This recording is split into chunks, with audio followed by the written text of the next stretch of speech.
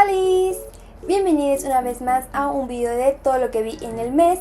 En el video del día de hoy les estoy hablando de todo lo que vi en julio, que en total fueron 19 películas y cortos. Para el día de hoy quise hacer algo diferente, así que no les voy a estar hablando de todo lo que vi en el mes, sino que hice una lista de las cosas más raras y peculiares que vi, porque empecé julio viendo cosas bastante curiosas. Entonces me voy a estar enfocando un poquito más en eso para traerles recomendaciones diferentes. Pero conforme vaya avanzando el video les voy a hablar de 2 o 3 recomendaciones más tranquilitas y normalitas, así que no se preocupen. Y antes de comenzar te recuerdo seguirme en mis redes sociales. Tengo Instagram, TikTok, Letterboxd y Twitch, así que sígueme por allá para que no te pierdas de nada. Y sin nada más que decir, empecemos de una vez porque tengo varias películas de las que hablar. We Need to Talk About Kevin. Había escuchado muchas recomendaciones sobre esta película y ya llevaba varios meses en mi watchlist. Sabía que era sobre una relación complicada madre e hijo, pero esta película es mucho más que eso, es algo más complejo y muy difícil de describir. Conforme se va desarrollando la historia te van dejando ver de a poco qué está pasando, pero siempre hay pistas que te ayudan a descifrarlo, y al menos yo quería que ya me lo dijeran para comprobar si lo que estaba pasando sí fue así.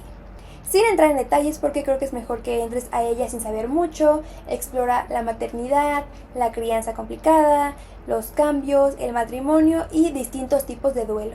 Al terminar de verla acabé con un nudo gigante en la garganta.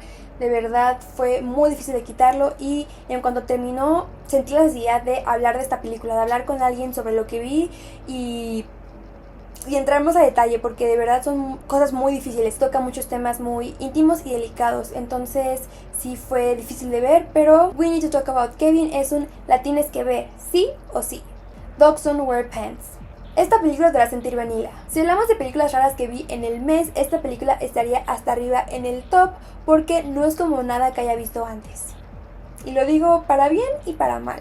La premisa de la temática es algo diferente de todo. Dura 1 hora y media, entonces es rapidita, pero oh vaya todo lo que pasa en esa hora y media. Trata sobre un padre que cuando su hija tiene 3 o 4 años ve cómo la madre se muere ahogada en un lago y él intenta salvarla. Entonces se lanza al lago, pero casi cuando estaba a punto de morir lo rescata pescador que iba en un bote, y de ahí empieza un duelo súper difícil para él, que a pesar de que ya han pasado como 10 años sigue sin poder superarlo. Y en una ocasión, cuando lleva a la hija a hacerse una perforación en la lengua, al entrar por un pasillito medio extraño tiene un encuentro con una dominatrix que en cuanto lo ve lo tira al suelo y lo ahorca. Y esto desencadena que él, cuando lo ahorquen, empieza a tener alucinaciones con su esposa muerta. Entonces vuelve a ver a la dominatrix, sigue haciendo citas con ella para que lo ahorque y pueda seguir estando cerca de su esposa. La relación que tienen estos dos, llevada por el BDSM, va escalando de poco a poco, y el problema es que ninguno de los dos sabe hasta dónde está dispuesto a llegar. La primera hora es movida, pero se va construyendo de a poco porque los últimos 30 minutos son una cosa extrema. El BDSM se lleva a lugares recónditos, oigan. Mucha advertencia en eso, aquí hago un disclaimer de violencia corporal extrema. La ejecución general de la película y la resolución son cuestionables y curiosos, pero ese es un true take de cómo los traumas pueden generar kinks en las personas. Ahora sí que nada como que te ahorque una dominatrix para alucinar con tu esposa muerta, viernes de ahorcar rucos y esas cosas. Degeneré. Como puedes ver, es una película bastante curiosa, y lo es tanto que se quedó en mi mente varios días y me quedé pensando en lo que vi y dije, what the fuck. Si tienes curiosidad de verla, pues date. Sexual Drive. Película japonesa de 3 mini historias conectadas por un mismo hombre que sirve como detonante de los deseos carnales más profundos de los personajes. Esta película para mí tiene un concepto bastante interesante y único. Movie la describe como una comedia sexual, lo que sea que signifique eso, porque a mí no me dio risa en ninguna parte. No sé si no entienden la comedia japonesa, lo que es muy probable, pero la peculiaridad de la película es que compara el líbido y los deseos eróticos de estas personas con 3 diferentes platillos japoneses, comparando sus olores, texturas y hasta forma de comerlos. Es una película que juega mucho con las líneas entre lo explícito, lo connotativo, lo erótico y la vida cotidiana. Por momentos es muy incómoda, pero tiene un ritmo muy fluido, eso sí. Que el formato sean 3 historias lo hace algo muy digerible. ¿Entienden? Digerible, porque es comida, digerir, comer, ¿no? Ok, ya. Si te interesa el cine japonés o introducirte a él, esta no es la película para iniciar. Porque como dije, si no estás acostumbrado puede que te saque de onda y no quieras continuar. Si a mí que no me saca de onda muchas cosas y no estoy tampoco tan desfamiliarizada con el comedia japonesa, igual me saco un poco así como what the fuck, puede que no sea para ti. Crímenes del futuro. No sé explicar de qué va, pero you know what? Hell yeah, I'm in. Es una sociedad donde la belleza está en el interior. Literalmente, donde la cirugía es un nuevo sexo y abrirse el cuerpo pone a la gente muy cachonda. Conocemos a dos artistas de performance que hacen shows extirpando los órganos nuevos que crecen en el cuerpo de uno de ellos, porque al parecer el cuerpo humano está evolucionando y creando tejidos nuevos que aún nadie sabe para qué sirven o si hacen algo. Pero esto solo es la punta del iceberg de todo lo que es esta película. Tengo muchas preguntas sobre cómo funciona el mundo y la sociedad que nos plantean más allá de lo que nos mostraron. Te deja con muchas preguntas y hay otras cosas que te las responde a detalle cuando nunca preguntaste. Explora muchos temas sobre la filosofía y la política del cuerpo. La película dura solamente 1 hora y media, pero pasan tantas cosas que no lo vas a sentir y vas a querer seguir viendo más. Esta es mi recomendación por si quieres ver algo que te deje diciendo ¿what? ¿Qué acabo de ver? La vida según Attenberg. Este film es raro, pero no por lo que se podría pensar de primeras. La trama es en realidad algo como un coming of age, donde vemos cómo nuestra personaje principal está en un camino para descubrirse a sí misma, lo que le gusta y qué quiere en la vida cuando aparece un suceso muy grande que le cambiará la vida.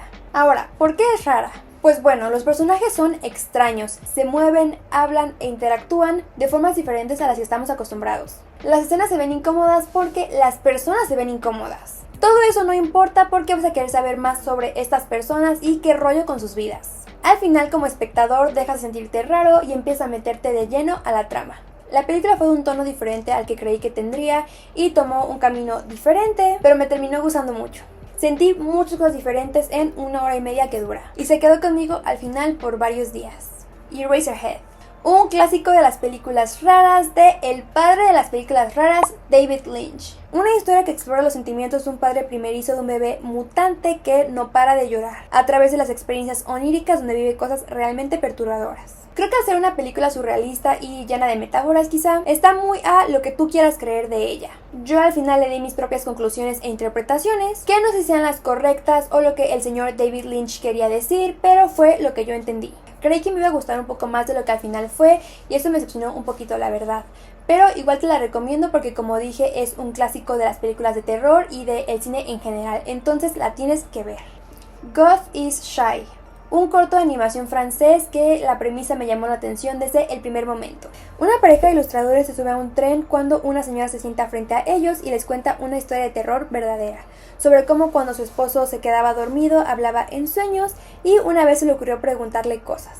Con el paso de los días descubrió que estaba hablando en realidad con Dios y tras hacer una pregunta que no debería, las cosas empiezan a tornarse muy oscuras. Tiene un estilo de animación que estoy consciente que no es para todo el mundo, sin embargo creo que le queda bastante bien al tipo de historia que están contando y a mí me pareció una propuesta muy interesante en conjunto. Dura menos de 20 minutitos, así que si tienes la oportunidad de verlo, hazlo definitivamente. Close. La primera película normal y tranquilita del día. En Close vemos a dos chicos de 13 años que son mejores amigos y pasan el mejor verano juntos.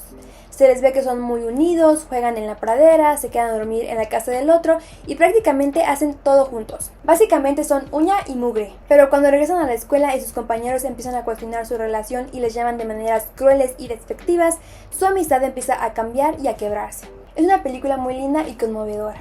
A la mitad pasa un punto de inflexión que sí imaginé que pasaría mientras la veía, pero que nunca lo hubiera podido imaginar antes de ver la película o con solo ver el póster, porque la sinopsis no te da ni una sola pista de eso. Si quieres ver una película que tenga una fotografía, colores y una historia linda, esta puede ser una opción. Sombras tenebrosas.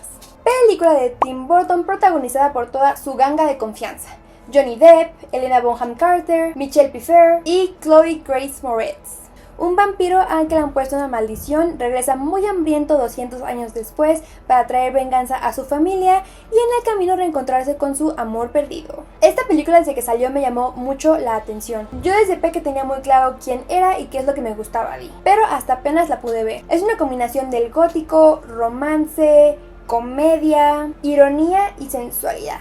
La primera parte fue la que más me gustó. La segunda parte me pareció que bajó un poquito el ritmo y que dejó cosas sin resolver o que estuvieron muy apresuradas. Yo le hubiera quitado unos 20 minutos a la película para que no pasara eso, o hubiera usado ese tiempo en desarrollar más la historia de amor. Que entiendo que tenían un bond mágico que traspasó el tiempo, pero me hubiera gustado ver más de ellos. En general me gustó bastante, me reí en muchas partes. La ambientación, el maquillaje, el vestuario, todo es una fantasía goth. Así que eso no me puedo quejar en lo absoluto. La Odisea de Christopher Nolan. ¿Qué puedo decir yo de esta película que no se haya dicho ya? A mí me gustó bastante y me entretuvo las 3 horas que dura. A mi parecer no tuvo tiempos muertos ni aburridos, ni momentos en los que estés viendo el reloj para ver cuánto falta. Se pasan bastante a gusto esas 3 horas. Es una buena película por sí sola, pero sí es cierto que como adaptación es terrible. Decir que es la adaptación más fiel de la Odisea hasta el momento y darnos esa entrega me parece hasta una falta de respeto, ya que tiene muchas incongruencias históricas. El barco, los vestuarios. El que me causó un especial desagrado fue el de Calipso. ¿Qué traía puesto esa mujer? Dios mío. Algunos detallitos del guión, entre otras cosas. Se habló mucho del mal cast que tuvo una persona en específico por su color de piel, pero todo el cast estuvo mal desde el principio. Número 1. Elena salió de un huevo, gente. Las personas no salimos de huevos, entonces cualquier representación hubiera sido equivocada. Número 2. Tienes a gringos hablando en inglés gringo y ni un solo actor mediterráneo. Entonces, si queremos accuracy, ninguno de ellos la dio. La neta. Se tenía que decir y lo dije. No podemos tener estándares a medias. Y ojo, a mí no me pareció un mal cast, solamente es una crítica para ellos que están criticando. Otra cosa que no me gustó fue el color. La película a mi gusto se ve muy gris, estamos perdiendo los colores. Y en mi opinión, cuando pienso en la antigua Grecia y en una historia épica, pienso en una paleta de colores mucho más rica y colores más saturados. Pero bueno, es un detalle muy personal. Pero quitando eso porque no soy historiadora, mi recomendación es que vayas a ver la película al cine, en tu casa o en un refrigerador como Nolan hubiese querido. La veas como una pieza de cine única e individual. Que la disfrutes ignorando todos esos detallitos porque sí es buena. Los vestuarios no serán acertados históricamente, pero son visualmente impactantes.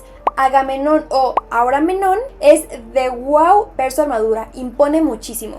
Las actuaciones son increíbles en su mayoría, la construcción del mundo y los monstruos son impecables. Si algo bueno tengo que decir es que me quedé con muchas ganas de ver más sobre las criaturas. De mis escenas favoritas son las de Polifemo. ¡Qué justicia para Polifemo! Me puso la piel chinita y en tan poco tiempo supo cómo construir un personaje y su propio arco. Les digo, a mí me pareció una buena película, saliendo del cine me dejó con un buen sabor de boca y sí sería una película que volvería a ver en el futuro. Si no nos ponemos piquis, la verdad es que es muy buena. Al final sí tuve mucho que decir, ¿no? Alien, un clásico del terror y de la ciencia ficción. Estamos en The Grand 2026 y yo estoy viendo por primera vez Alien, o como su nombre en español, el octavo pasajero. Vemos a una tripulación en una nave espacial comercial que trae materiales de otros planetas. A la mitad de su viaje de regreso a la Tierra reciben una señal proveniente de un lugar extraño y al revisar el lugar se encuentra con una criatura que se les pega y parece ser indestructible.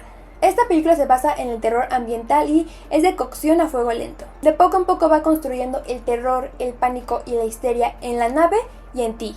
Tiene varios plot twists y momentos de tensión que te mantienen pegado a la pantalla y el xenomorfo es una figura que impacta desde el día 1 hasta la actualidad. Los efectos visuales y la historia se han mantenido bastante bien a pesar de que tiene más de 40 años esta película. Y bueno, eso ha sido todo por el video del día de hoy. Espero que te hayan gustado las recomendaciones o que por lo menos las hayas encontrado curiosas. Fue un mes bueno para mí, vi un montón de cosas y aunque sí tuve un par de películas bastante malas, la mayoría fueron muy buenas. Ponme en los comentarios si verás alguna de las películas que mencioné o déjame alguna recomendación. No te olvides seguirme en mis redes sociales, soy @marce_hwnt en Instagram, TikTok, Letterboxd y Twitch. Así que nos vemos por allá para que no te pierdas de nada. Y yo te veo en el siguiente video que puede ser o no de todo lo que viene el mes. Bye.